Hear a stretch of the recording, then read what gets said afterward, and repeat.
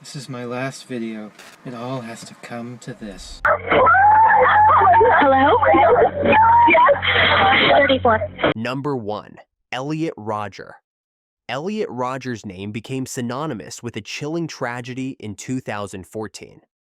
At the age of 22, he would become the face of a horrific killing spree that not only shocked the quiet college town of Isla Vista, California, but also ignited a national conversation about misogyny, mental illness, and the dangers of toxic entitlement.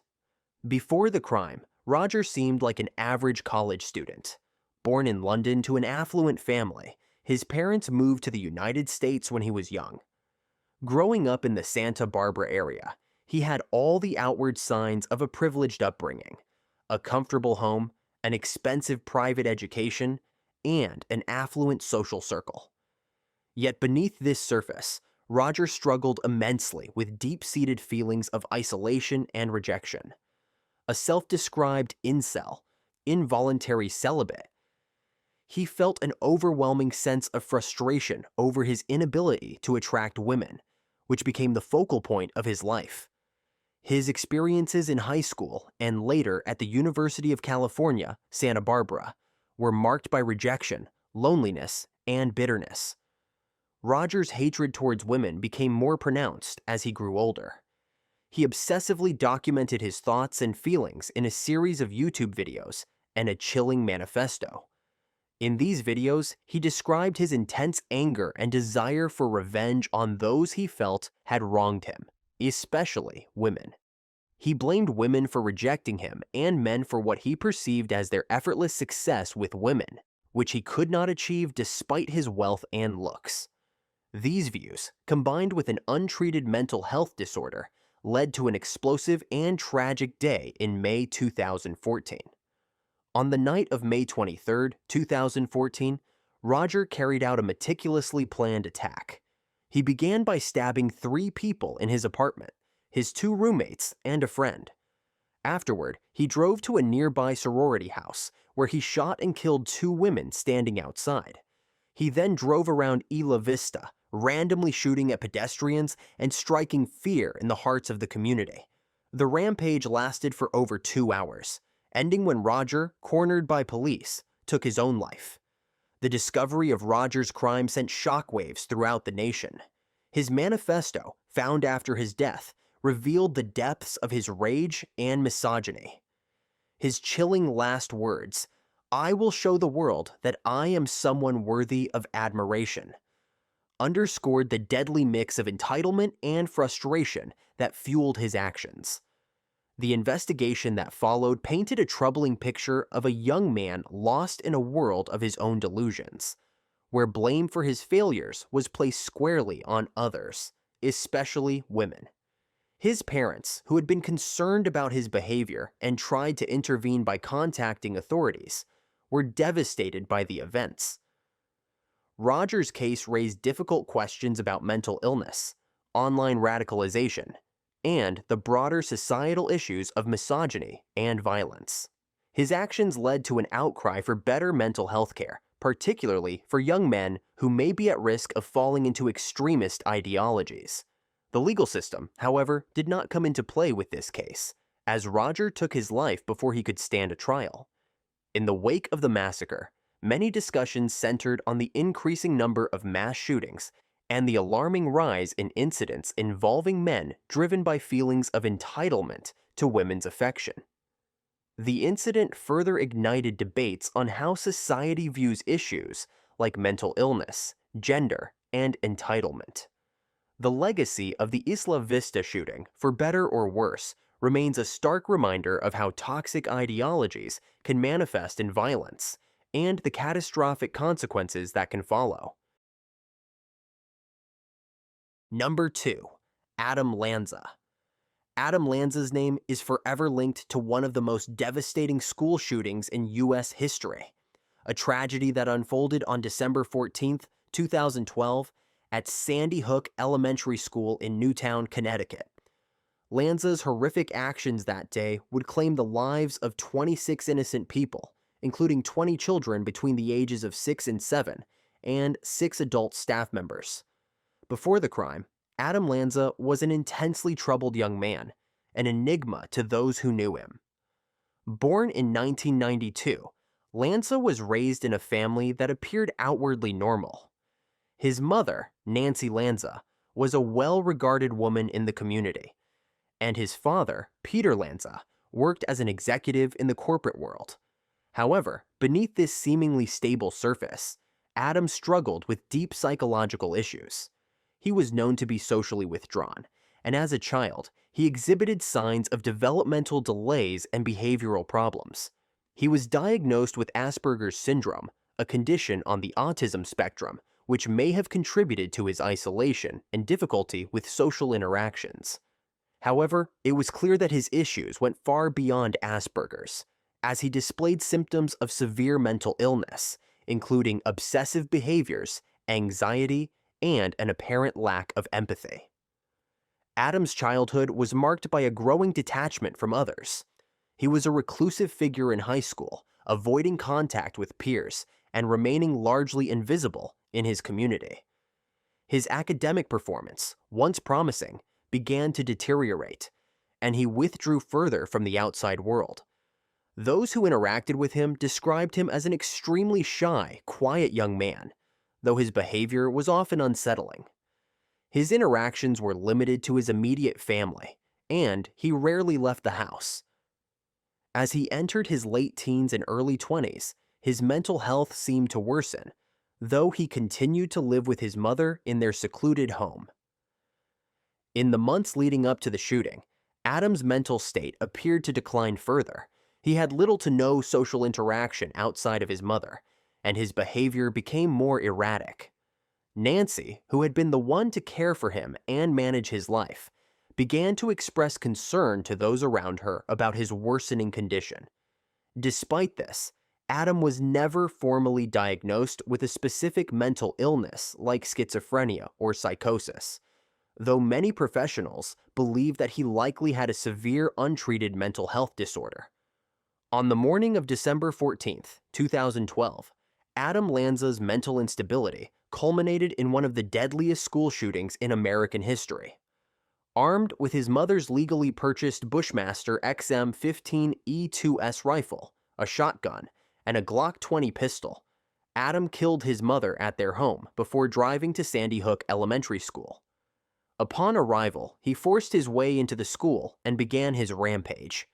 In just a few minutes, he killed 20 children and 6 adults, including the school principal and several teachers, before turning the gun on himself. The discovery of Lanza's home life painted a chilling picture of a deeply disturbed individual. Authorities later found that Adam had been hoarding violent video games, weapons, and disturbing materials, and he had made violent threats in private journals and online postings. His massacre was premeditated, and it was clear that he had planned the attack with methodical care, choosing the school because it was one he had attended years earlier, and perhaps because it was easy to access. The investigation into Lanza's background revealed a family in crisis. His mother, Nancy, had tried to manage her son's troubling behaviors, but she too was deeply concerned about his mental state. Though she had purchased firearms legally, it was later revealed that she had been attempting to get him the help he desperately needed, even though she had limited success in addressing his issues. Adam's father, Peter, had been estranged from the family for years, and his relationship with his son was minimal at best.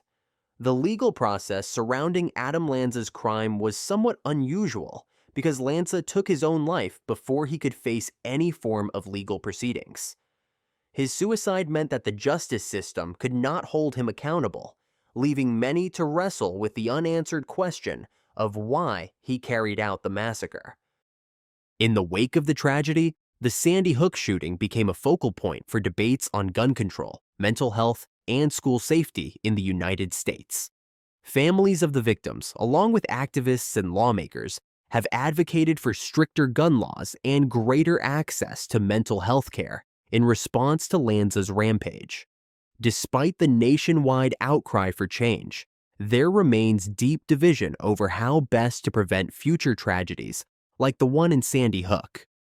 As for the victims, the community of Newtown, along with the families of those who lost loved ones that day, has been forever changed. The emotional scars left by the massacre continue to resonate across the nation. The Sandy Hook tragedy has served as a reminder of the devastating consequences of untreated mental illness, gun violence, and societal neglect. Adam Lanza's name will forever be associated with a loss that could have been prevented had the right interventions and support been in place. Number 3. Salvador Ramos. Salvador Ramos, a name now forever linked to one of the most tragic school shootings in U.S. history, was responsible for the massacre at Robb Elementary School in Uvalde, Texas, on May 24, 2022. At just 18 years old, Ramos's rampage claimed the lives of 21 victims, including 19 children and 2 teachers, and left an entire community devastated. Before the shooting, Salvador Ramos's life was marked by instability and troubling behavior. Born in 2004, he grew up in Uvalde, a small, tight-knit community where everyone knew each other. His early years were shaped by a tumultuous family life, with reports suggesting that Ramos had a strained relationship with his mother and little involvement with his father, who had been absent for much of his life. He lived with his mother, Adriana, who reportedly struggled with substance abuse. Though not much was known about his early childhood, it became evident as he grew older that he faced significant challenges at home. His social life was minimal. He was described as a quiet, withdrawn young man who kept to himself. Many of his peers at school described him as an outcast, with few, if any, close friends. Ramos's behavior, however, began to show signs of aggression and alienation in his teenage years. He often posted disturbing messages on social media platforms, including photos of weapons and threats of violence. His online behavior became more erratic, with a growing fascination with guns, an obsession that ultimately played a pivotal role in the horrific event. Friends and classmates later recalled how he was bullied in school, which could have contributed to his emotional distress, though this does not justify his actions. In the weeks leading up to the shooting, Ramos made several disturbing moves. He legally purchased 2 AR-15-style rifles on his 18th birthday, along with large quantities of ammunition. His intent seemed clear. He was preparing for something catastrophic. While he had posted cryptic messages online hinting at violence, there was little indication of his exact plans, and his disturbing online activity did not raise alarm bells with authorities or the public. On the morning of May 24, 2022, Salvador Ramos's killing spree began. He shot his grandmother in the face, though she miraculously survived and was able to call 911, alerting authorities. Afterward, he drove to Robb Elementary School, where he crashed his truck near the school and began his attack. Armed with the 2 rifles he had recently purchased, Ramos entered the school and opened fire on students and teachers. Within moments, the school was plunged into chaos. The violence was unimaginable. Ramos killed 19 children, all between the ages of 9 and 11, and 2 teachers who tried to protect their students. Many others were injured in the attack, though some were able to escape. The response from law enforcement was heavily criticized. Officers arrived at the scene but failed to immediately confront Ramos, instead waiting outside the classroom where he had barricaded himself with the victims. This delay allowed Ramos to continue his rampage for over an hour before he was finally shot and killed by law enforcement. The aftermath of the Uvalde tragedy was marked by heartbreak and widespread outrage. The community of Uvalde, one of Texas's most tight-knit small towns, was left in a state of shock and mourning. Parents, teachers, and students who once felt safe in their schools now had to reckon with the horror of what had occurred. The tragedy also brought attention to the recurring issue of mass shootings in the United States, especially those involving young perpetrators and easily accessible firearms. In the wake of the shooting, there was immediate public outcry over the failures in the law enforcement response and the easy access to weapons like the AR-15, which were used in the attack. The community of Uvalde was forever changed, with survivors and the families of the victims left to grapple with the deep emotional scars left by the attack. The names of those lost, especially the young children, became a symbol of innocence cut short. Ramos's motive remains unclear, though it is evident that his deep-seated anger, isolation, and obsession with violence played key roles in his actions. Some speculated that his desire for notoriety, combined with his frustrations and emotional instability, drove him to carry out the attack. In the months after the shooting, debates erupted over gun control laws, the handling of mental health issues, and the failures of law enforcement to prevent the massacre. The Uvalde tragedy became a rallying point for those advocating for stricter gun regulations and more proactive interventions to address mental health concerns, especially in the youth population.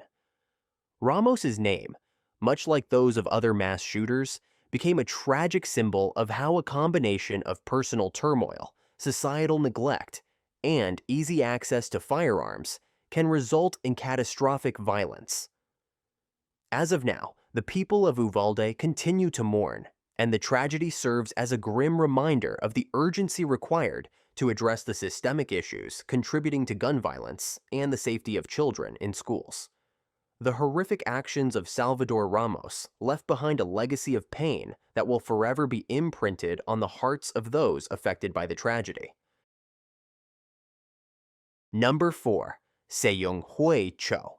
Seung-Hui Cho, the perpetrator of the 2007 Virginia Tech shooting, is forever etched in history as the individual responsible for one of the deadliest mass shootings in U.S. history. On April 16, 2007, Cho opened fire on the campus of Virginia Tech in Blacksburg, Virginia, killing 32 people and injuring over 20 others before taking his own life. His actions forever changed the lives of his victims, their families, and the entire nation. Before the crime, Cho's life was marked by disturbing signs of social isolation, mental illness, and a history of violent thoughts. Born in 1984 in South Korea, Cho moved to the United States with his family at the age of 8. He grew up in Centerville, Virginia, a suburban area outside of Washington, D.C. Though he initially excelled academically, Cho struggled with social integration and developed a reputation as a loner. His difficulties in school and with peers were compounded by his increasingly erratic behavior. Cho was known to be quiet, withdrawn, and often avoided interacting with others.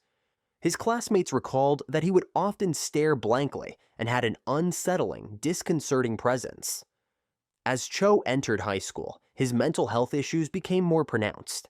He exhibited severe signs of depression, anxiety, and social anxiety disorder.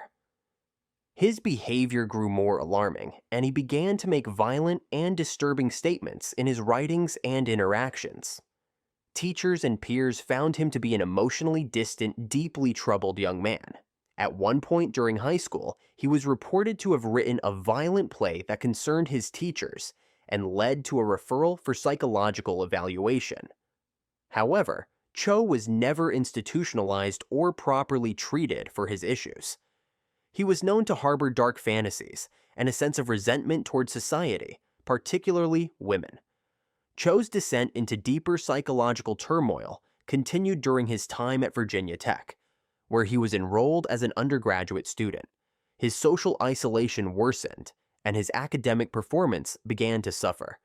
His behavior became even more erratic, marked by disturbing writings and poems that hinted at violent fantasies. Despite his increasing mental health issues, Cho managed to avoid being flagged by authorities for any major concerns. He did, however, receive counseling from the university after several incidents, including complaints about his disturbing behavior in class and interactions with other students. In the days leading up to the shooting, Cho's mental instability appeared to escalate. He had purchased 2 handguns legally, which he used during the massacre. On the morning of April 16, 2007, Cho began his attack by shooting 2 students in a dormitory. He then proceeded to a classroom building where he systematically went from room to room, gunning down students and professors. The shooting lasted for approximately 10 minutes. Cho was methodical in his approach, using his knowledge of the building's layout to carry out the attack. Afterward, he retreated to a classroom and took his own life, leaving behind a scene of unimaginable horror. Cho's manifesto, a disturbing collection of writings and videos, was found after his death. In the videos, Cho expressed anger at being rejected by society, and particularly focused his rage on women and his feelings of sexual frustration. His words were chilling. He spoke of wanting revenge on the world for the way he had been treated and blamed others for his failures. The manifesto was seen as a deeply unsettling glimpse into the mind of someone who had been consumed by anger, self-pity, and a desire for notoriety. The investigation into Cho's life and actions revealed a deeply troubled young man who had been overlooked and failed by a system that was meant to provide care and support. Although Cho had exhibited clear signs of severe mental illness, he had not received the comprehensive treatment he needed. Furthermore, the university had failed to intervene in a way that could have potentially prevented the shooting. His behavior had been flagged multiple times, but no substantial action was taken to remove him from the campus or ensure his well-being. The Virginia Tech massacre had a profound impact on the nation.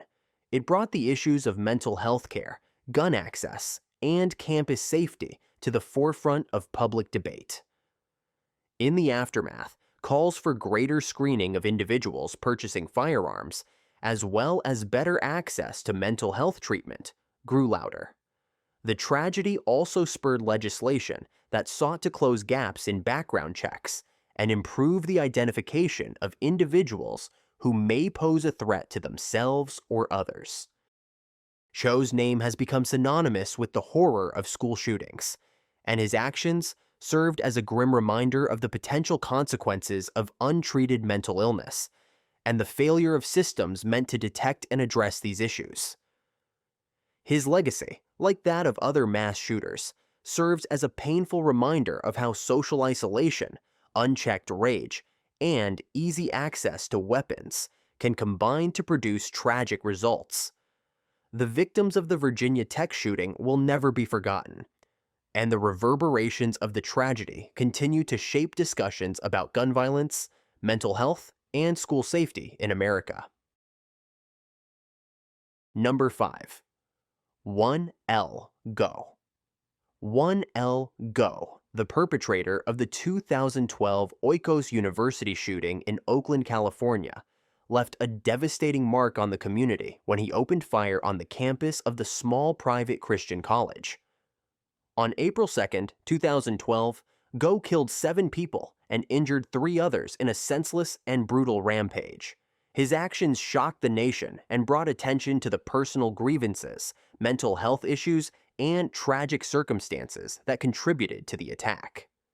Before the crime, 1L Go lived a life marked by personal turmoil, financial instability, and a sense of alienation. Born in South Korea, Go immigrated to the United States with his family at a young age.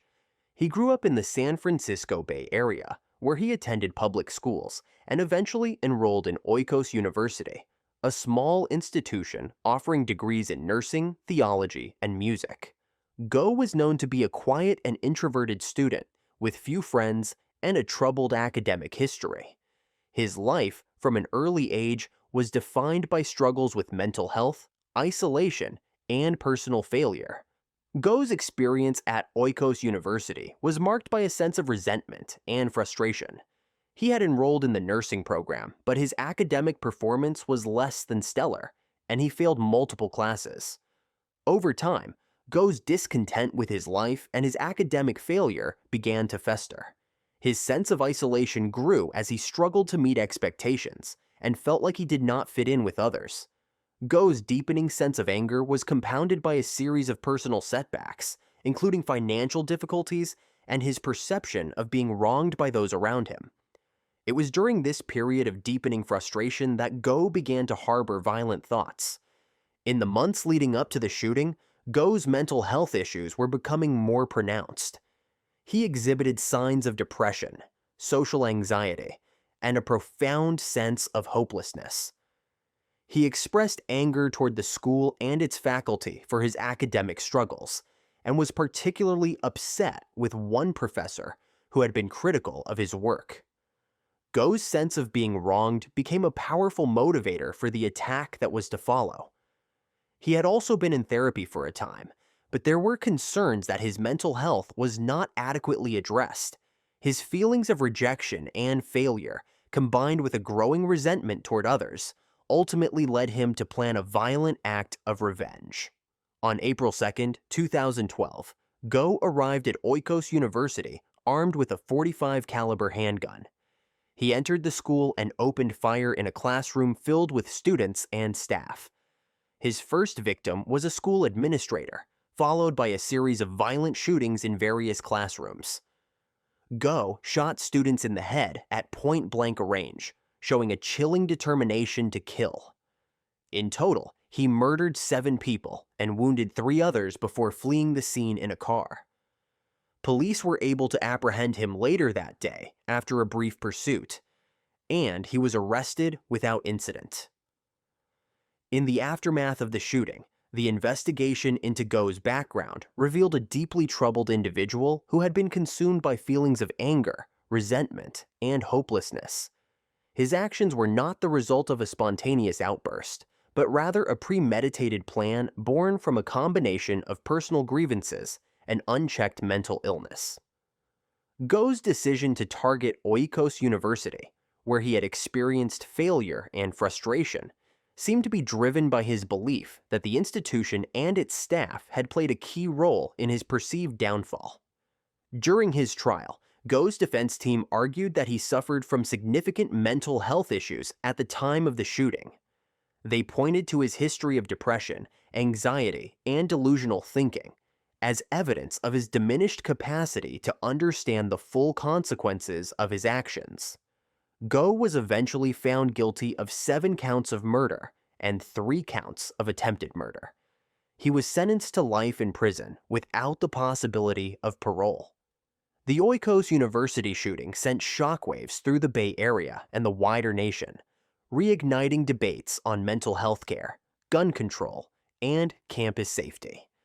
The attack was particularly shocking because it occurred at a small, private institution where such violence was not expected. It also highlighted the growing need for better resources and support systems for individuals struggling with mental health issues, especially those who may be isolated or disconnected from society. In the years since the shooting, the victims' families have continued to cope with the profound loss of their loved ones. For the survivors and the community of Oikos University, the scars of that tragic day remain. The incident has served as a tragic reminder of the consequences of untreated mental illness and personal anger, as well as the importance of ensuring that institutions, whether educational or otherwise, are equipped to address the emotional and psychological needs of those in their care. One Go's actions have left an indelible legacy of pain. His name remains synonymous with the Oikos University shooting, and his story serves as a stark reminder of how unaddressed personal turmoil, combined with the ability to access firearms, can lead to tragedy. Number 6. Eric Harris and Dylan Klebold.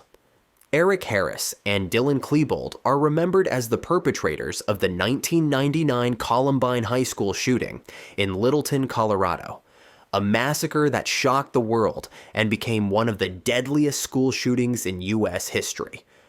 On April 20th, 1999, these 2 young men, both 17 years old at the time, carried out an attack that would leave 13 people dead and more than 20 others wounded before they turned their guns on themselves. The Columbine shooting would not only forever change the lives of the victims and their families, but also initiate a broader conversation about gun violence, bullying, and the dark influence of violent media on young people. Before the crime, Eric Harris and Dylan Klebold were both students at Columbine High School. though their lives and personalities were starkly different. Harris was often described as charismatic, confident, and manipulative, while Klebold was more introverted, quiet, and socially awkward. Despite their contrasting personalities, the two shared a bond over feelings of alienation, frustration, and anger. Both boys had struggled with the social pressures of high school, with Harris, in particular, harboring intense hatred for his peers and the school system. Eric Harris, who had a history of behavioral problems, was known for his violent tendencies. His psychological profile indicated a deep-seated anger that would manifest in violent fantasies and outbursts. Harris had been in trouble with the law before, and there were signs that he had a fascination with violence and destruction. He had written violent, disturbing content on his personal website, and in private journals, he often fantasized about carrying out a mass killing. Despite this, Harris was able to remain under the radar of school authorities, who had little idea of the extent of his anger. Dylan Klebold, on the other hand, was more reserved, but still shared many of Harris's frustrations. Klebold had been a victim of bullying at Columbine, often ostracized and made to feel like an outsider. His feelings of rejection and low self-esteem were compounded by his growing sense of nihilism and anger toward society. Though Klebold was not as outwardly violent as Harris, he was deeply influenced by his friendship with him. Their shared resentment toward society and a growing obsession with violent ideologies would eventually bring the two together in a deadly pact. In the months leading up to the shooting, Harris and Klebold had been planning the attack. Initially, they intended to cause even more destruction, with plans to detonate explosives in the school's cafeteria during lunch. But those bombs failed to detonate. Instead, they armed themselves with firearms, including shotguns, pistols, and rifles, and began their rampage at around 11:19 a.m. on April 20th. They first shot and killed 2 students in the school parking lot before entering the school building. Inside, they opened fire on their fellow students, targeting anyone they could find. They killed 10 students inside the school and 3 others outside before they ultimately turned their weapons on themselves in the library, ending their own lives. The aftermath of the Columbine shooting left the country reeling. The investigation into Harris and Klebold's backgrounds revealed disturbing details about their lives. Harris had kept a journal filled with violent and antisocial thoughts, as well as plans for the attack. His website, which had been full of angry and violent rhetoric, also outlined his deep hatred for society and his desire for revenge. Klebold's journals, while not as violent, revealed a similar sense of alienation, depression, and frustration with the world. The two boys had been inspired by a mix of violent video games, movies, and extremist ideologies, which shaped their outlook on life and fueled their desire for notoriety through violence. One of the most shocking aspects of the Columbine shooting was how the boys were able to carry out their plans despite several warning signs. Harris had been flagged by authorities before for his violent tendencies and his obsession with guns, yet he was never thoroughly investigated or stopped. The failure to intervene earlier in Harris's life, combined with the accessibility of firearms, allowed the massacre to unfold. Furthermore, the law enforcement response, though swift, was heavily criticized for its inability to stop the violence sooner. The Columbine massacre sparked a nationwide debate on issues such as gun control, bullying, mental health, and the influence of violent media. The attack led to changes in how schools respond to threats and how law enforcement deals with potential shooters. The tragedy also pushed the U.S. to reassess its gun laws, though meaningful legislative changes would remain slow and contentious. In the years since, the names Eric Harris and Dylan Klebold have become synonymous with school shootings, and their attack remains one of The most significant turning points in the history of The gun most violence significant in turning America. points in the The history shooting of led gun to the violence creation in of America. numerous documentaries, The shooting led to the books, and creation of films, numerous and their documentaries, actions have been books, and analyzed from films, every and their possible actions have angle been in an analyzed from attempt to every understand possible the angle motives behind in an the attempt massacre. to understand the Was it the motives behind culture the of massacre. bullying? The influence Was of it the violent culture video of games? bullying? A The failure influence of of mental violent health video services? games? Or A something failure else of mental entirely? health Though services? the Or reasons for their something else actions may never entirely? be fully Though the understood, reasons for their the actions may legacy of never be Columbine fully continues to understood, shape the legacy of conversations about the Columbine need for continues to better shape mental health care, conversations gun about the control, need for and better mental school health safety. care, gun The control, victims of the and shooting, school including the safety. 12 The students victims and of the one shooting, teacher who including the lost their 12 lives that students day, and will one always teacher be who remembered. lost their The lives that tragedy day, will serves as a always be stark remembered. reminder of the The dangers tragedy of serves as a unchecked stark anger reminder and of the the impact dangers of of societal unchecked pressures anger on and the vulnerable impact of individuals. societal pressures on vulnerable individuals. Number 7. Nikolas Cruz. Nikolas Cruz is the perpetrator of the 2018 Parkland shooting at Marjorie Stoneman Douglas High School in Parkland, Florida, a tragedy that devastated the community and ignited widespread discussions on gun control, mental health, and school safety. On February 14, 2018, Cruz, armed with an AR-15 style rifle, carried out a deadly attack that killed 17 people and injured 17 others before fleeing the scene. His actions shocked the nation, becoming one of the deadliest school shootings in U.S. history. Before the shooting, Nikolas Cruz had a troubled and complicated life. Born in 1998, Cruz was adopted at birth by Linda and Roger Cruz, but his father passed away when he was young, and his mother struggled with health issues, including a battle with substance abuse. Cruz's early life was marred by loss, instability, and neglect, which seemed to deeply affect his mental and emotional development. As a child, Cruz had been diagnosed with ADHD and depression, and he struggled in school and socially.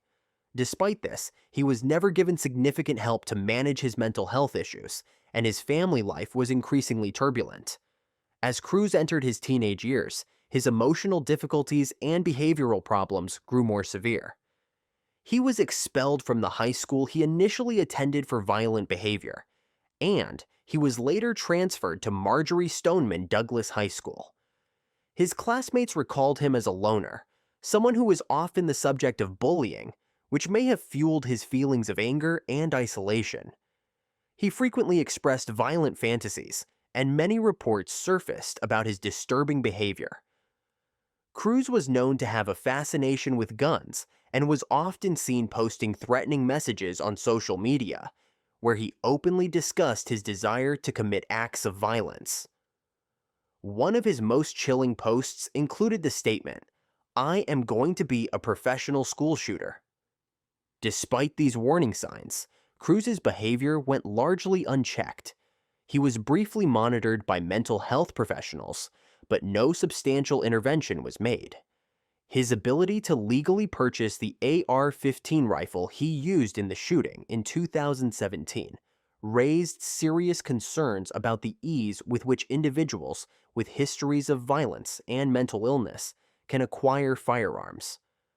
On the day of the shooting, Cruz's actions were both methodical and horrifying. He arrived at the school and entered the campus during the afternoon. Armed with the rifle and a large amount of ammunition, he began shooting students and staff members, indiscriminately targeting those in his path. The attack lasted for several minutes, and Cruz was able to escape the scene by blending in with fleeing students. He later disposed of his weapon and walked to a nearby neighborhood, where he was eventually apprehended by police. The aftermath left the community shattered, with parents, students, and staff members in disbelief over the magnitude of the tragedy. In the investigation that followed, Cruz's background and behavior were examined in detail. His disturbing history of mental health problems, as well as his violent tendencies and fascination with guns, were revealed. Cruz had been a deeply troubled individual, displaying clear signs of a potential threat long before the shooting. Despite being flagged multiple times for his disturbing behavior, he was able to slip through the cracks in the system, and his access to firearms remained unchecked. The trial of Nikolas Cruz began in 2022, and his case has been highly publicized, with a focus on his mental health issues, troubled upbringing, and the failures of the systems that were supposed to protect both Cruz and the community. Cruz pled guilty to all 17 counts of murder and 17 counts of attempted murder, and the sentencing phase of his trial was set to determine whether he would receive the death penalty or a life sentence without the possibility of parole. His defense team argued that his actions were a result of his troubled upbringing and untreated mental health issues, while the prosecution sought the death penalty, pointing to the severity of his crime and the lasting impact on the victims and their families. The Parkland shooting had an immense impact on the national conversation about gun violence and school safety. Survivors, particularly the students who became vocal advocates for change, spearheaded a movement that called for stricter gun control laws, greater mental health support, and improved school security. The March for Our Lives movement, organized by Parkland students, became one of the largest youth-led protests in U.S. history and pushed for policy changes on both the state and federal levels. While there have been some efforts to address these issues, the debate over gun control in the U.S. remains deeply divided.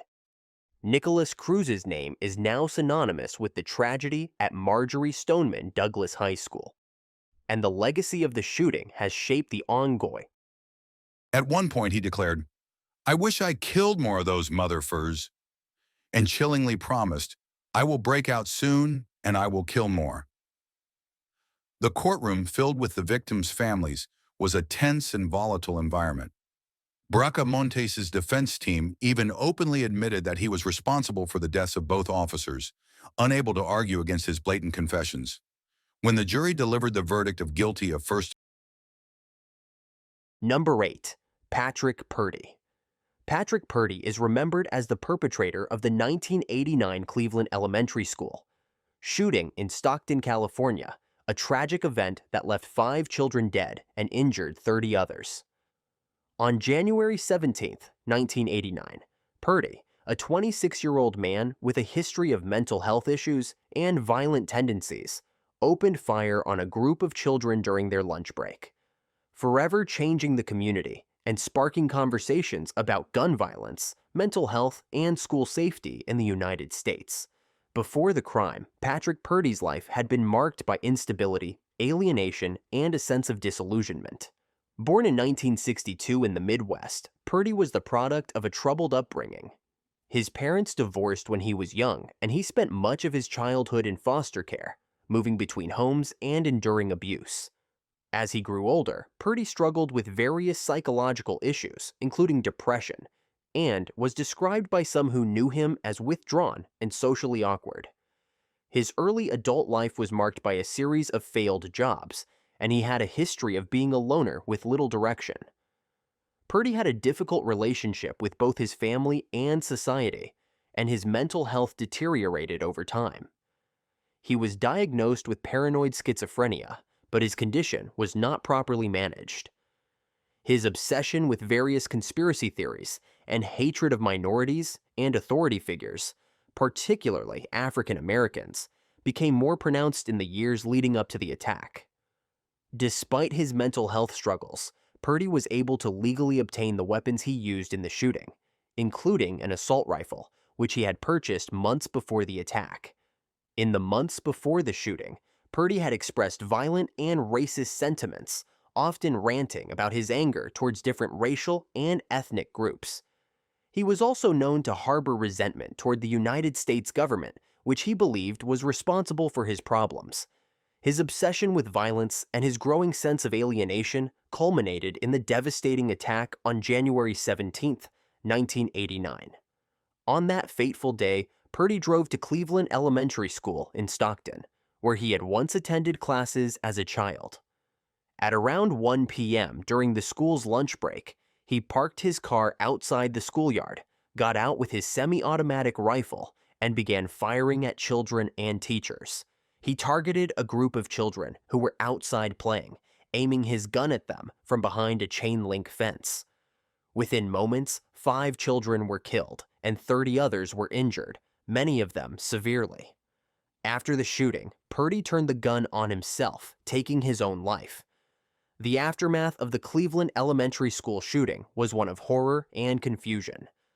Authorities quickly descended on the scene, attempting to determine the motive behind the attack.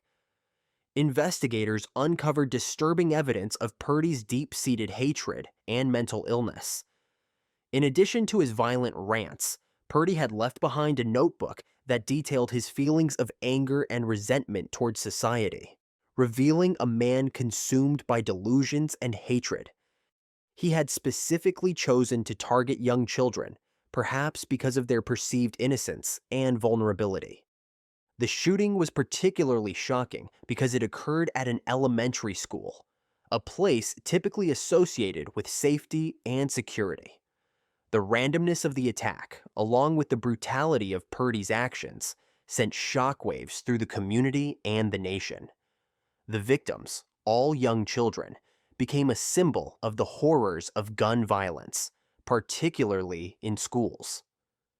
The tragedy was one of the first of its kind in the late 1980s, setting the stage for the many school shootings that would follow in the years to come. In the wake of the massacre, the Stockton community and the nation grappled with how to prevent such tragedies from happening again.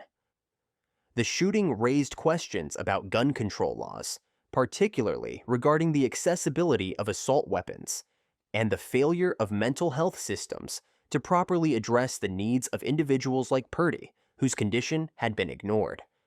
Although Purdy had been diagnosed with schizophrenia, there were no major interventions that could have prevented the tragedy. Number 9. Logan MacPhail. It was a cold January evening in Hexham, a quiet market town in Northumberland. Teenagers were milling about after school, shops were closing, and the town center buzzed with its usual hum. Among them was 15-year-old Holly Newton. She was out with friends, laughing, walking the same streets she'd passed countless times before. But this night would end differently. Waiting nearby was someone she once trusted, her ex-boyfriend, 16-year-old Logan MacPhail, and in his pocket he carried a knife. Holly was remembered as bright, caring, and full of promise. She loved art, music, and dreamed of what life beyond secondary school might hold. Friends and teachers spoke of her kindness, her laughter, and her ambition. Her parents later described her as the heart of their family. To them, Holly was not just a daughter, but a best friend. Logan MacPhail had been her boyfriend until recently. Their relationship, like many teenage romances, had its ups and downs. But when Holly decided to end it, Logan did not let go. He grew increasingly angry and possessive. Friends noticed his jealousy, his frustration, and the way he talked about her after the breakup. By January 2023, that anger had hardened into something darker. On the evening of January 27th, Holly was walking with friends in Hexham Town Center. Logan approached them. What began as an argument escalated quickly. Witnesses said Logan's demeanor was cold, his words sharp. And then, in a move that stunned everyone present, he pulled out a knife. Imagine standing there. One moment it's just teenagers arguing, the next a weapon is out, and the situation has turned deadly. Logan stabbed Holly, and in the chaos, another teenage boy was injured trying to intervene. People screamed, calling for help. Passers-by rushed forward, trying desperately to stop the bleeding. Emergency services arrived within minutes, and Holly was rushed to hospital. But despite their efforts, she died that night from her injuries. She was just 15 years old. Police quickly identified Logan as the attacker. He fled briefly but was found and arrested not long after. The knife was recovered and he was taken into custody. News of Holly's death spread fast, shocking Hexham and rippling across the UK. A vigil was held in the town square where classmates lit candles, placed flowers, and remembered the girl whose life had been stolen in such a public and brutal way. The investigation revealed chilling details.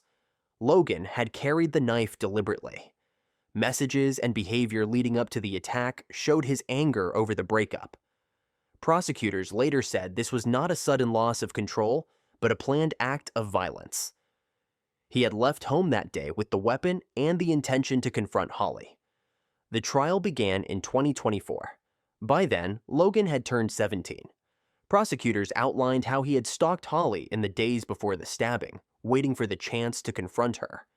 They highlighted the deliberate decision to carry the knife and the escalation from threats to deadly action. Witnesses, friends who had been with Holly that night, recounted the moments leading up to the stabbing, their voices cracking under the weight of memory. By then, Logan had turned 17. Prosecutors outlined how he had stalked stabbing, waiting for the chance to confront her. They highlighted the deliberate decision to carry the knife and the escalation from threats to deadly action.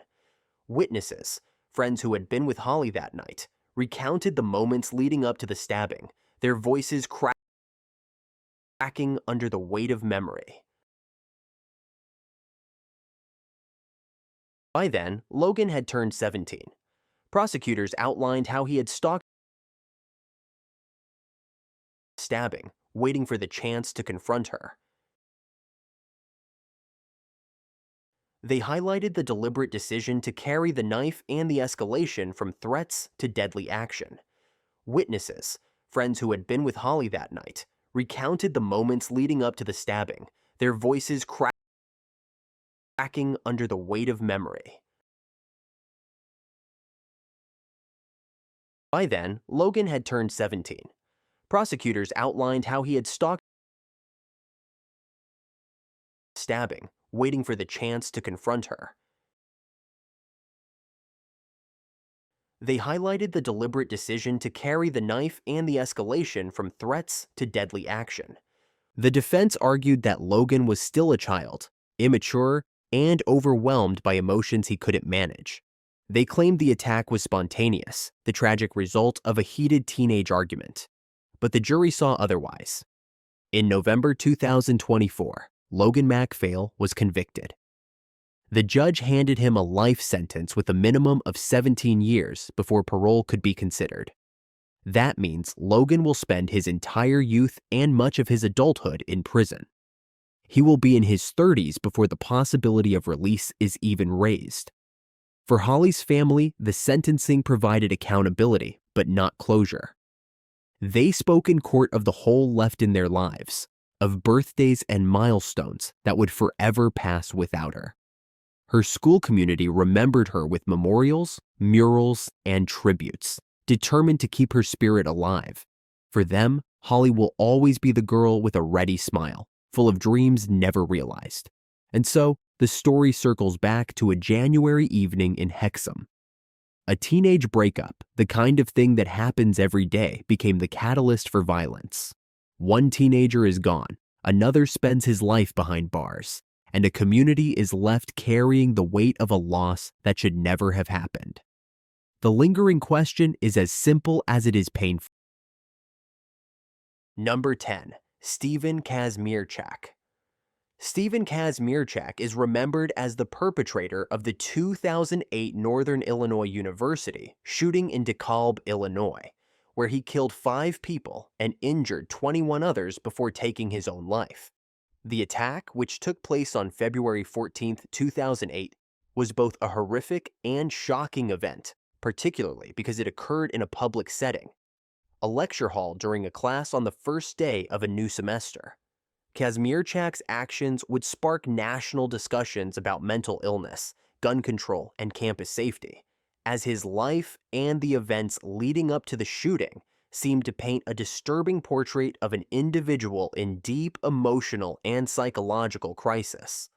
Before the shooting, Stephen Kazmierczak was a quiet, reserved individual who had struggled with personal demons and mental health issues for much of his life. Born in 1982 in Illinois, Kazmierczak had a difficult childhood. His parents separated when he was young, and he was raised by his mother. He excelled in school and was reportedly an intelligent and high-performing student. However, despite outward appearances, Kazmierczak began to experience a downward spiral during his time at Northern Illinois University. Kazmierczak enrolled at Northern Illinois University in 2004 and was working on a master's degree in sociology. He was an active student, and those who knew him described him as a talented and thoughtful individual. He appeared to have a promising future and was well liked by some of his peers. However, beneath the surface, Kazmierczak was struggling with serious mental health problems. Friends and classmates later described his personality as erratic in the months leading up to the shooting. Kazmierczak had become increasingly withdrawn, and his behavior grew more unpredictable. He had previously been diagnosed with depression and was known to have had a troubled history with prescription medication, though there were few indications of the extreme violence he would soon unleash. In the days leading up to the shooting, Kazmierczak's behavior became even more concerning. He had been seeing mental health professionals, but there were no red flags that pointed to an impending violent act. He had reportedly been in a relationship that had ended, and he was feeling alienated and disconnected from the world around him. Those close to him recalled his increasing agitation and the feeling that something was wrong, but they had no idea that it would lead to the catastrophic event that unfolded. On February 14, 2008, Kazmierczak walked into a lecture hall in the college's Cole Hall during a class about 3 p.m. He was armed with a shotgun, a handgun, and a knife, having concealed his weapons under a long black trench coat. Kazmierczak opened fire as soon as he entered the room, targeting students in the front and rear of the lecture hall. Within moments, the room became a scene of chaos, with students scrambling to escape. 5 people were killed, including 2 men and 3 women, and 21 others were injured in the attack. Kazmierczak then turned the gun on himself, ending his own life in the classroom. The investigation into the shooting revealed several key pieces of information that raised questions about Kazmierczak's motives and background. Authorities discovered that Kazmierczak had legally purchased his weapons, including a shotgun and a handgun, despite having a history of mental health issues. He had concealed his psychological struggles from many around him, and he had been able to pass background checks for gun purchases. Investigators found that he had taken several prescription drugs, including antidepressants and other medications, in the days leading up to the attack, though it was unclear if they played a role in the shooting. Kazmierczak's actions were particularly shocking because, unlike other mass shooters, he had not left behind a detailed manifesto or overtly threatened violence. He was described as a well-behaved and polite student, and those who knew him had no indication that he was planning the attack. This fact led to widespread discussions about the unpredictability of violent behavior, especially when it comes to individuals who are struggling with mental illness but do not outwardly exhibit violent tendencies. In the aftermath of the shooting, the Northern Illinois University community was left grappling with the shock and grief of the attack. The tragedy led to greater awareness of the need for campus security and the role that mental health plays in preventing such violent acts. Kazmierczak's case became part of a larger national debate about the accessibility of firearms and the need for more comprehensive mental health care.